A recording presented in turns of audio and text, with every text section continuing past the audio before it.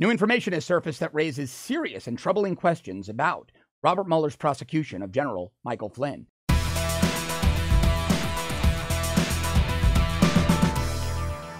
New questions surrounding the investigation into General Michael Flynn and whether or not the charges of him making false statements to federal investigators are even warranted.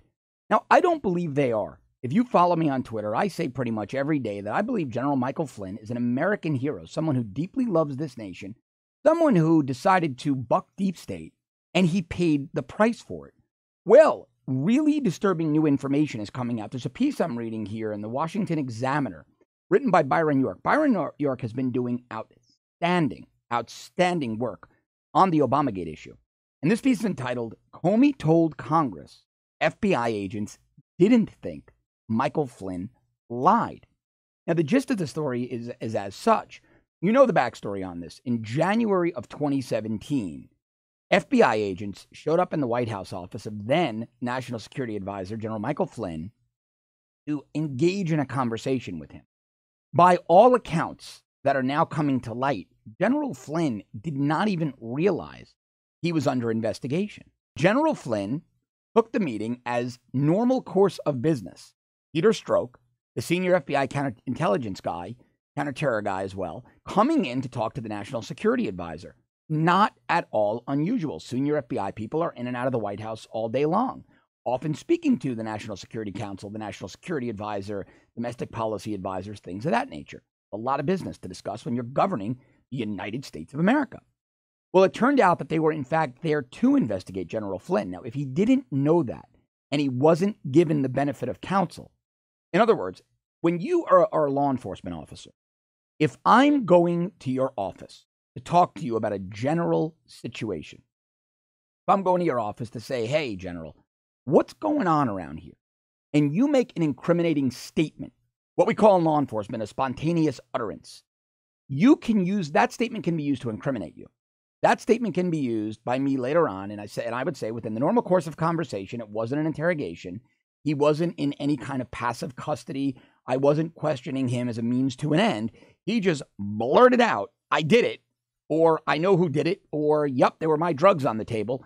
I can use that against the person. I can arrest the person. I can prosecute the person. But I can't go to their office with the intention of questioning them, not giving them the benefit of counsel.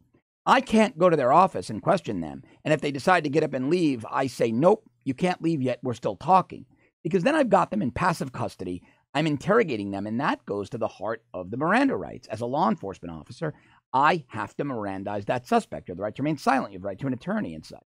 I can't just question them under false pretenses of a conversation, ask them pointed questions that I'm now using, court an investigation into this individual without giving them the benefit of counsel. So in my opinion, the General Flynn conversation, which I believe was an interrogation, was flawed from the get-go. Well, now it's even more disturbing because apparently at that time in January, I believe it was January 24th of 2017, investigators didn't believe General Flynn lied. Yeah, there were rumors that he had lied to Vice President Mike Pence, but that's not a crime. One White House official lying to another is not a crime. In fact, the President of the United States, to whom the National Security Advisor reports, could have said to General Flynn, hey, General Flynn, you're not to speak to anyone but me. If anyone else asks you about this matter, just give them a story. Make up a story. I don't care what you do. And there's nothing remotely illegal about that. The president is the commander-in-chief. The National Security Advisor is within his chain of command, subordinate to him, obviously, and the president can order him to do that.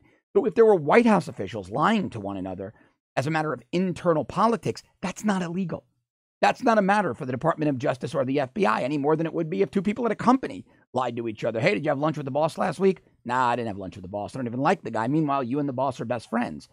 That might be bad policy. That might cause hard feelings, but it's not illegal. Law enforcement doesn't get involved for that, and the same stands true for the White House. They weren't lying about things that endangered the United States. The president was in the loop. The vice president wasn't. Now, do I think General Flynn should have lied to the vice president if the president didn't order him to do so? No. And maybe he should have resigned, and maybe there should have been consequences. We don't know why he decided not to disclose to General Flynn. It could very well have been that the president ordered him to do so. The resignation and firing is a completely different issue. There should have never been a criminal investigation into General Mike Flynn. Now, it was highly illegal that General Flynn's conversations with Sergei Kislyak, the Russian diplomat in the U.S., were leaked. That is highly illegal. Those were highly classified conversations. And the speculation is that someone in the Obama Justice Department leaked those conversations. But again, the FBI is saying that what General Flynn and Kislyak spoke about was not illegal. Comey testified to Congress that there was nothing unusual on those intercepts. Now, Comey should have been more worried that they leaked, and the FBI should have been investigating who the leaker was and prosecuting them for leaking classified information to the media. But the sum and substance, the content of the conversation wasn't illegal. In fact, it again was his job. He was the national security advisor speaking to a Russian diplomat, and he was essentially saying to Kislyak, and I'll paraphrase what's come out, hey, look, there's no need for sanctions against each other here. There's a new administration. Let's all keep our powder dry. Let's see how things shake out between our two countries and go from there. And we want that. We want the incoming administration to converse with adversaries. See, I see Russia as an adversary, not an enemy. We're not in a shooting war with them. They're not an enemy, but they're certainly not a friend. It's an adversarial relationship, but we still have business and diplomatic ties. So I want my incoming national security advisor, as an American, to be speaking to Russian diplomats, to be saying things like General Flynn allegedly said. Hey, look, no need to take any draconian action against each other right now. No need to be too aggressive. There's a new administration coming in with a different outlook on the world, a different outlook on trade and business and foreign policy. Let's all just take a breath, step back for a second, see how things shake out, and let's renegotiate this in February, March, April, May. A perfectly reasonable, I would argue commendable conversation for our national security advisor to have with a Russian diplomat. But there were key players in the Obama administration, names you know, and as a conservative, names that will frustrate you, who decided to turn General Flynn's normal business day into something nefarious and criminal. And I think what they did was nefarious and criminal. And who are they? I'm going to tell you on my new hour-long show, Off the Cuff, Declassified. Going to go much deeper into this. Going to have on great guests. Check the show out. If you like this content, please subscribe to our premium service at www.therebel.media/shows.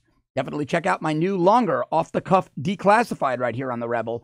And as important, go to the App Store and download the Rebel app. It is absolutely awesome. Much more efficient and easy way to get all of our great content. I use it myself every day. If you're already a subscriber, thank you very, very much. Thank you so much for watching. I'll be back with you tomorrow.